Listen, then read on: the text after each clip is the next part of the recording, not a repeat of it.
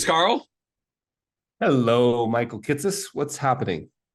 Not much. I'm pleased to say that since our last episode, I have not yet received the negative feedback from the Venn diagram police that you Terrible. cautioned me about. I'm still Terrible. expecting it's coming. I'm It's really like I'm no joke. I welcome the education. Like, teach me, be kind of reasonable. I was not deliberately offending the Venn diagram police, but like, you have so piqued my curiosity now about what yeah, I'm like not interpreting properly about the usage of Venn diagrams. I used to get these long, like 3 or 4 page emails about why, and I used to engage in that debate. And then I finally decided I have a template email that says, "Thanks so much.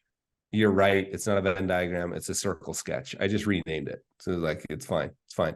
But this brings up an interesting point. You know who was actually really helpful over and over with me using graphs incorrectly was Bill Winterberg.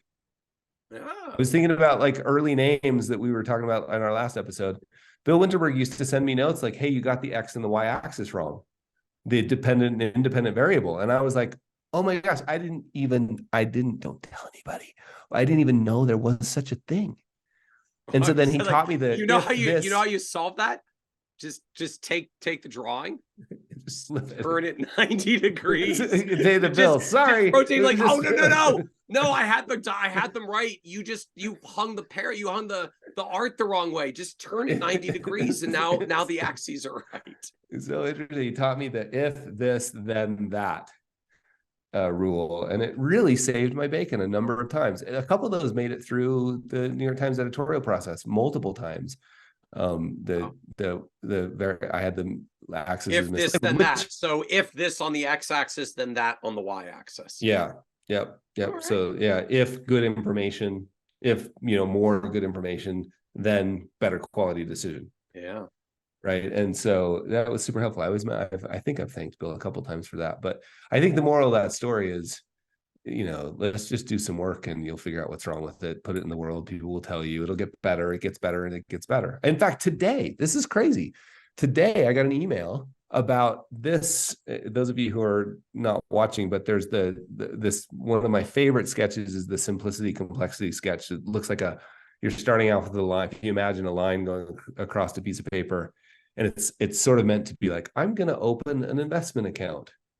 And then like, that's simple, right? And then you get in there and you're like, how am I going to invest it? What is it? Is it qualified? Is it non-qualified? And it looks like a giant ball of yarn. And that giant ball of yarn is labeled complexity. And then you come out the other end, like after all that complexity, you say, oh, this is what matters. I'll open an account at that, whatever. This is what matters. And that coming out the other end is labeled elegant simplicity. Just today, I've been thinking there's been a problem with that sketch. I've been feeling there's a problem with that sketch forever. It's like 15 years old. Just today, somebody emailed me and said, what would make this so much easier to understand is if there was just an arrow. So you knew you were moving that direction from simplistic through complexity into elegant simplicity. My point being, do the work you care about imperfectly, poorly, crappy. Like, the key to writing something good is write a bunch of bad crap, right? So, let it interact with the world. Don't be scared. Get out there, do the work. I don't know how we got on that subject. Well, indirectly, I think it's actually like that sort of the nature of evolving what we do and learning as we go, to me, is actually very apropos for what I wanted to talk about today. We talked a little bit on last episode around niches, right? And this question, like, does every client have to fit a niche? Does every client fit a niche? What do we do if there are people who don't fit a niche, and sort of the implications for that? So I wanted to actually take the other side of this discussion, which is what happens when you do pick a niche and your clients leave it and your clients grow out of it, right? I've seen I work with recent divorcees. What happens after a couple of years when they're not a recent divorcee anymore? They're just a person living their life who got divorced in the past, or recent widows, or, I work with tech employees at companies pre-IPO. Like, cool. So are they still your clients after the IPO when they fired off Rich and don't work anymore because your specialization was pre-IPO tech employees? And I think it's an interesting discussion of, so what are you supposed to, is this a problem? that we should be, planning for prospectively as business owners. If you pick a specialization that people can outgrow or age out of. I mean, a lot of us have landed on retirement. That one at least a little easier. Usually lasts several decades for most people. And I think in part maybe we haven't talked about this as much because so many of advisors pick retirees as their niche and they don't really experience this problem terribly often. But the more other specializations that are getting picked, like the more I'm seeing versions of this question bubble up. So, right, to me, I think the crux of it is when they start outgrowing the niche, are you allowed to go where they go, or are you supposed to get rid of them and keep getting new ones in your niche? Yeah, So totally. that, at least to me, is kind of how the question frames. But I'm curious just how you even think about this when the question is asked. Like, am I even framing it appropriately? No, I love this. It's so funny how quickly my head just goes to why. Like, oh, that's such an interesting question. Why? Because it feels to me like, and again, I did this last time, and I want to be so careful, like deep empathetic hug. But I love it when we spend a lot of times worrying about, where you see this often is worrying about scale before you've got a single client. Like that. This is kind of like, oh, that would what be an happens amazing when I problem to pick a have. niche and they all outgrow it? And like, well, have you picked one and have any of them outgrown it? It's like, Yeah. So this that actually happens? caveat aside, which is just a natural human thing, I always have to remind myself and anybody that I do work with. I've got a couple like private coaching advisors that I help, and the idea of we always have to catch ourselves like, hey, let's have that problem. Let's go. Like, And to be great fair, problem to have. I do know there are advisors who are having this problem. Like, they have picked I totally specialized agree. ones and they're like, yeah, I've been doing this for 3, 5, 7 Totally agree. years. It's working great. But the clients I got in the first year or two, like, I'm 3 to Yeah. 5 years out, they don't really have the original problem they came to me with if I picked like Right. a particularly specialized point in time kind of thing. Right. And I think to me, I always find it useful to frame these discussions in sort of, okay, let's play the game with that complexity sketch. Like, if we think about all the nuance, now we're trying to get to the other side. Like, what's the thing that matters? So to me, it's the underlying principles of this idea of niche is like, let's hold those as we try and talk about this. So to me, it's an efficiency issue where I get to do a lot of pattern matching, and it could help me grow my business really fast because the pattern matching can show up in the form of all the marketing that I do. I know where the people hang out. I know what they read, like all the things we've talked about ad nauseum. And then we've talked before about, well, what happens if I have a really specific niche and somebody else shows up? Well, there's nothing in the world that says you can't accept them from a marketing perspective, except you might now start having some problems efficiency wise in terms of running the practice, right? So it's the same question to me, which is, I have a choice. If it feels like, oh, I'm just evolving into a new niche, which is like people who at tech companies who now have had an IPO and have exited, interesting, right? If it's still, I love working with these people. There's nothing that says like, yeah, my niche started there. I got 100 clients that are that, and now they're all growing into these slightly different things.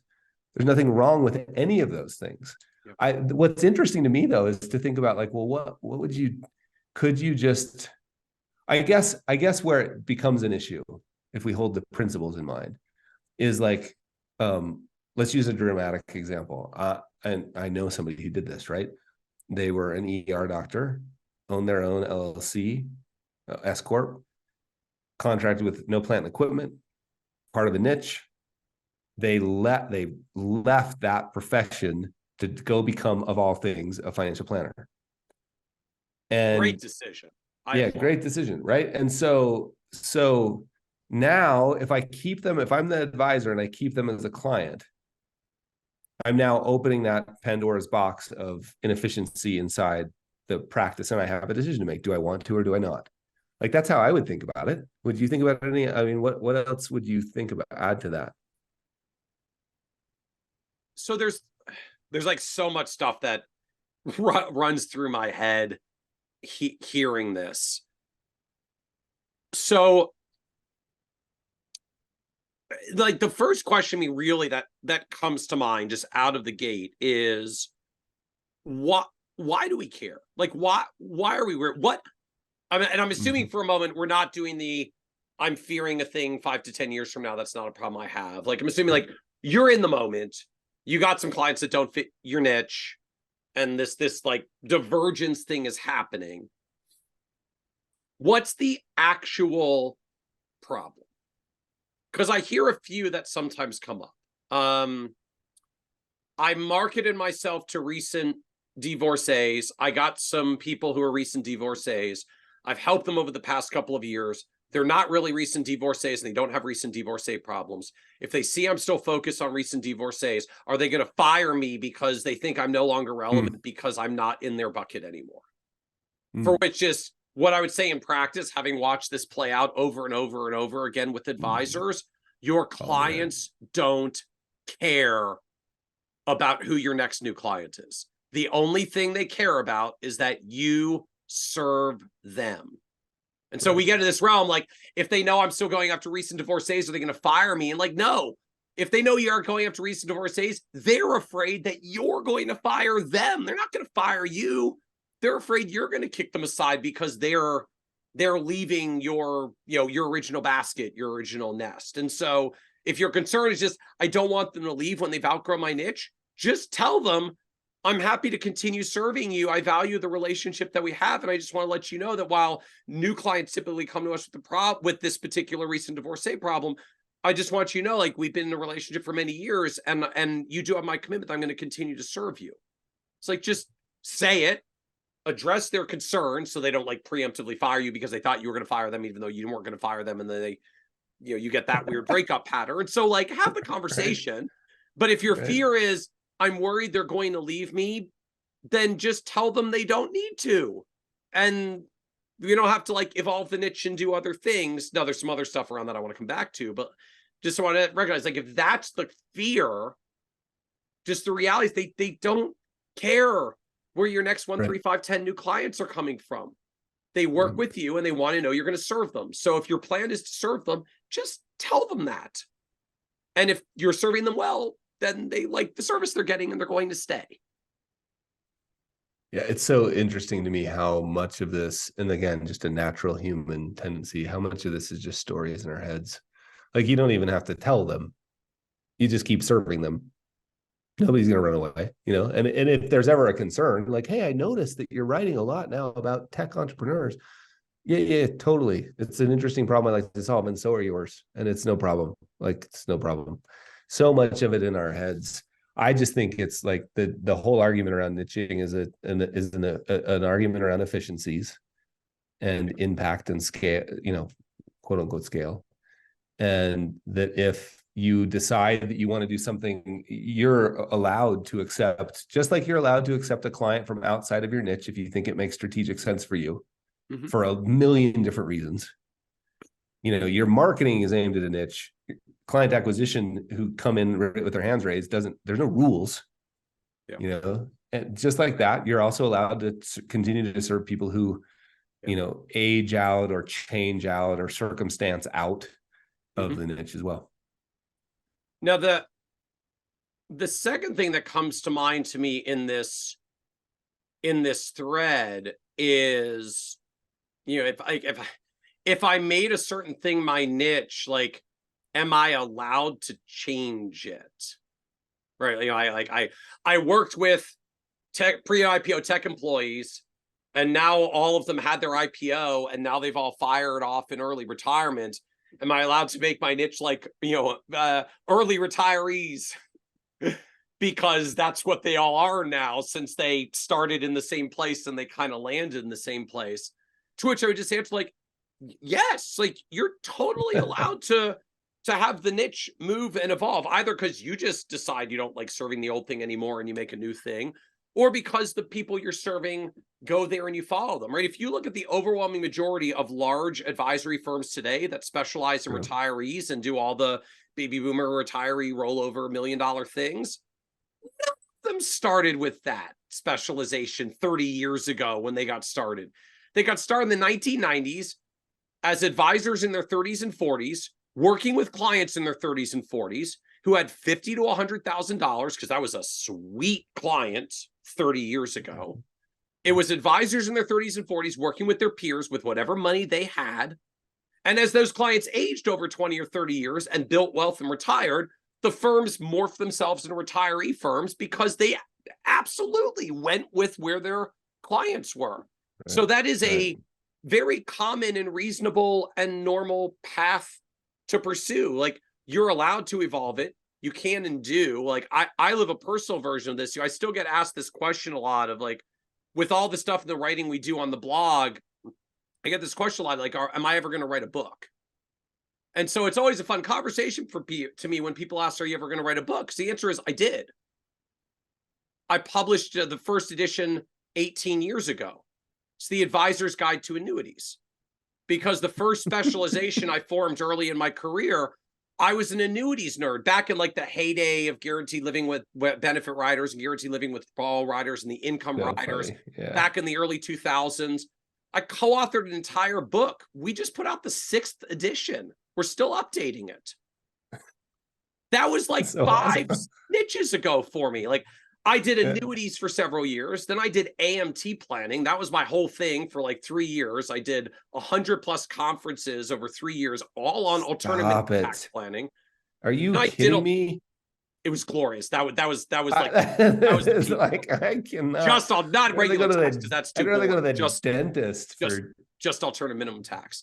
Like, then I had years of doing retirement withdrawal research. I've had years of doing advisor tech work.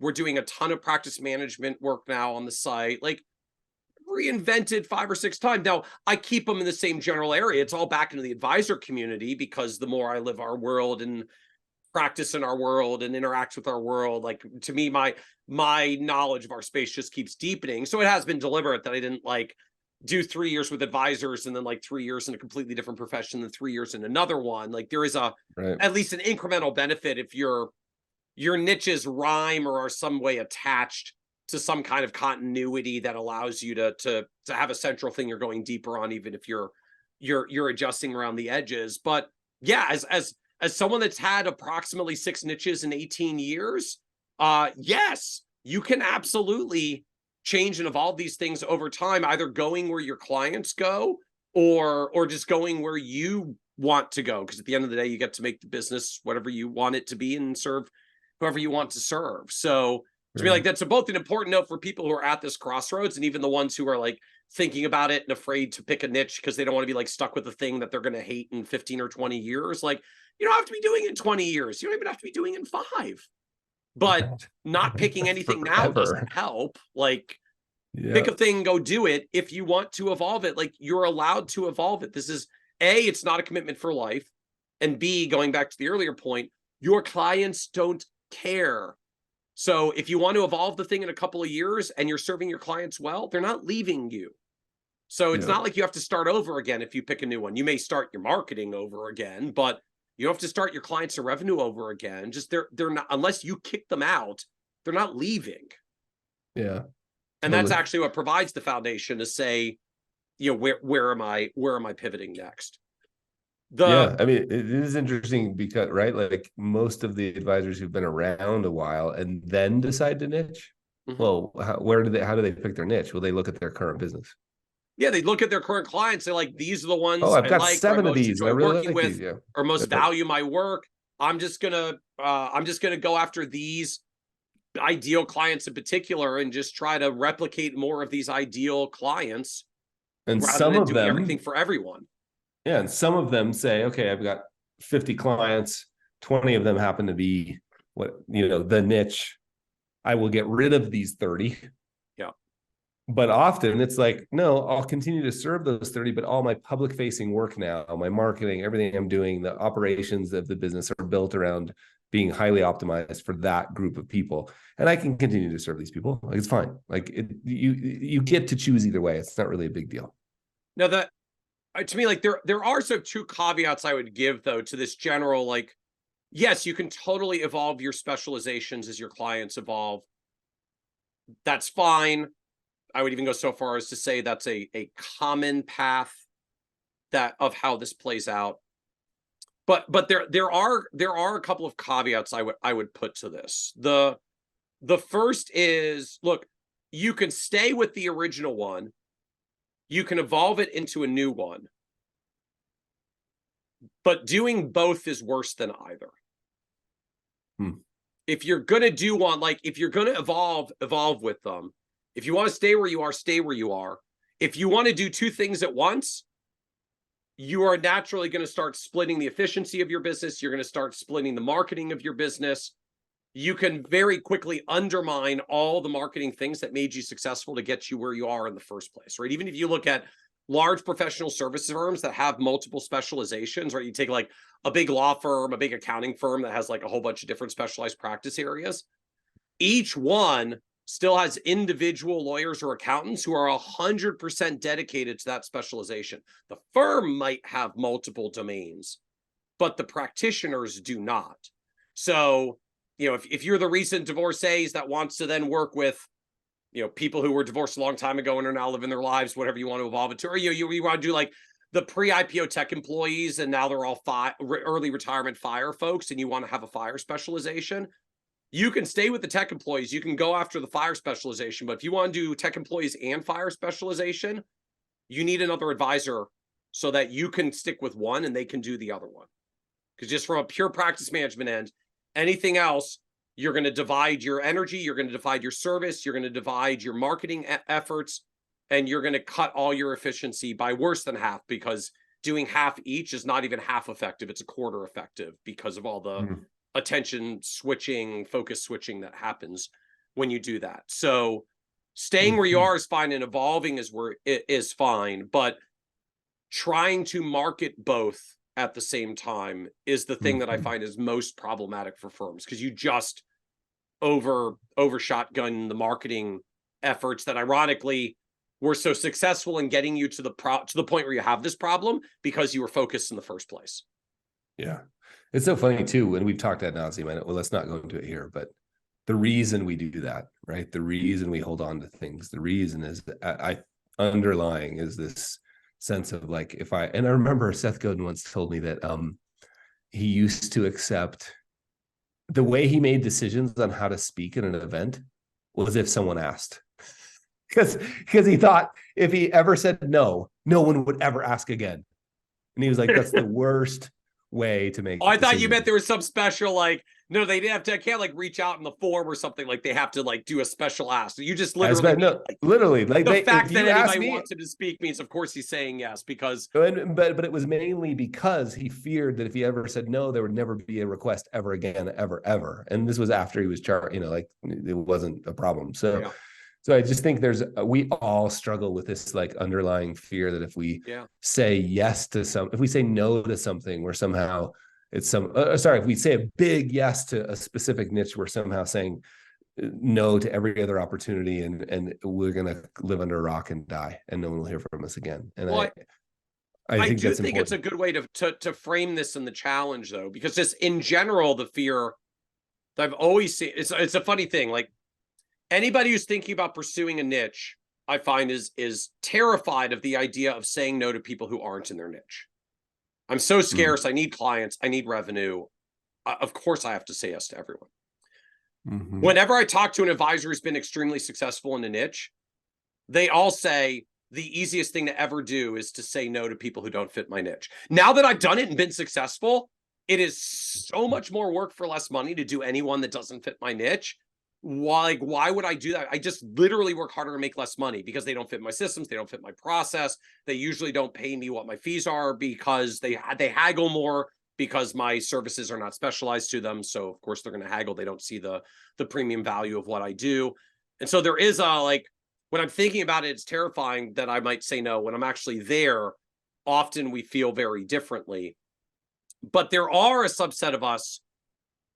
It was so scarce for so long that even when we've established ourselves, and the truth is there is a reasonable flow of clients, they are going to keep streaming in. You have established yourself. You are known in your community. You are known, liked, and trusted in that framing.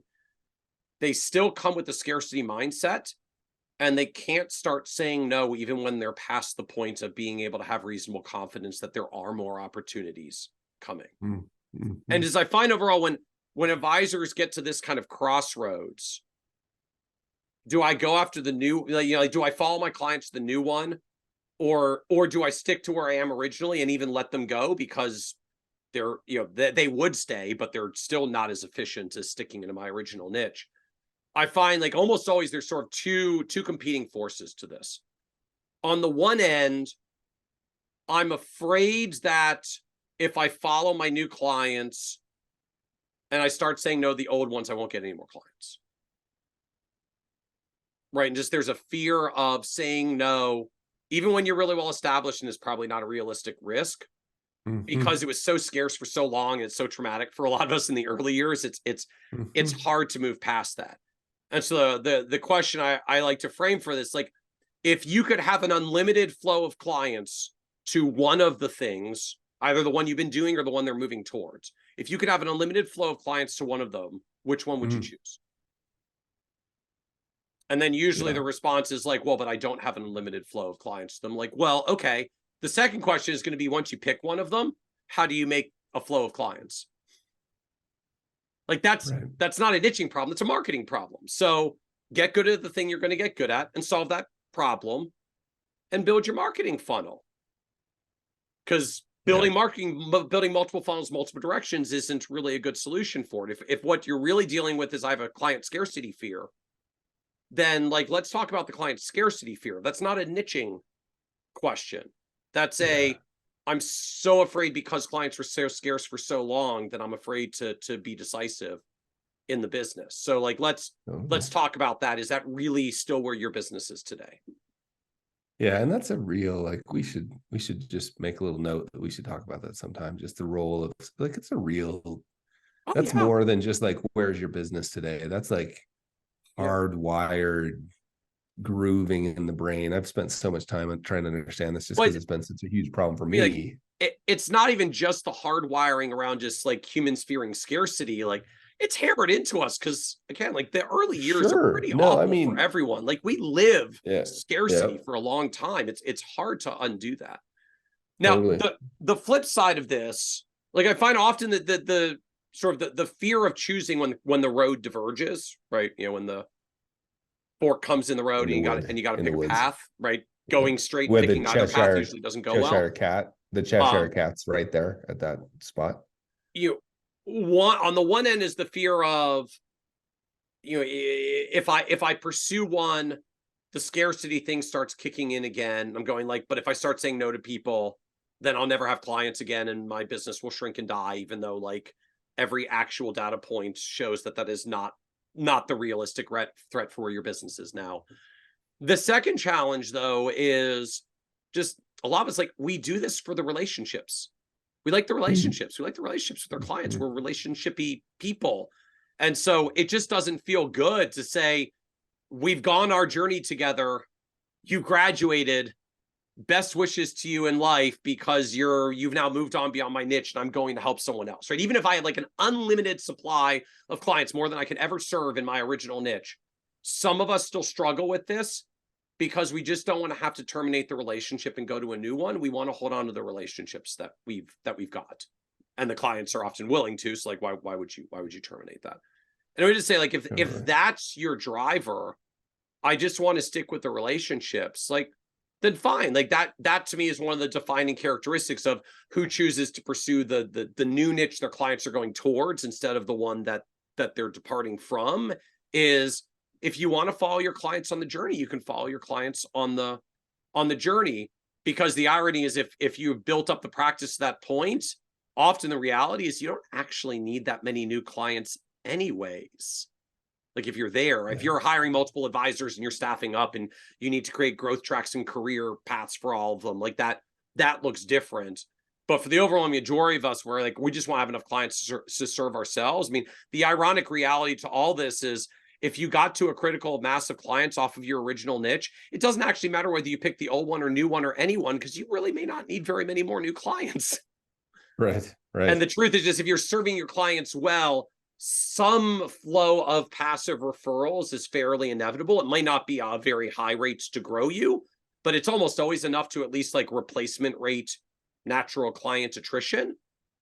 And so if you're there, I mean, the other irony is like, who cares about which path you choose or any of them? If you got enough clients to make the income you want, like just serve the clients. It's cool. Totally. It's cool. But Totally. if you're in growth mode, just the biggest caution, if you're in growth mode, being successful by growing with one focus and then turning it into split focus is not a good thing to sustain the growth path. Right? That's like very Greg McCune, like the focus that brings us success then gives us so many choices that we undermine the original success by losing the focus that we had in the first place. Like that's what he's talking about. If you don't know it, go read Greg McCune's Essentialism book. And like, he actually calls this the success paradox. The focus that makes us successful leads us to become unfocused and causes us to lose momentum on our success. Yeah. What was that? We used to say that all the time, that I did a thing, it worked so well that I stopped doing it. Yeah. Yeah. And so, yeah, so good. If you got enough clients, beautiful. Cool. You don't need to do the thing more. Just serve the clients well. But if you're in growth mode, you know, you can pick the old niche, you can go to the new one, but be careful about splitting focus, because the being focused is what got you here in the first place. That is a place to say amen. Amen. Amen. Awesome. Thank you, Carl. Thanks, Michael. So fun. Cheers.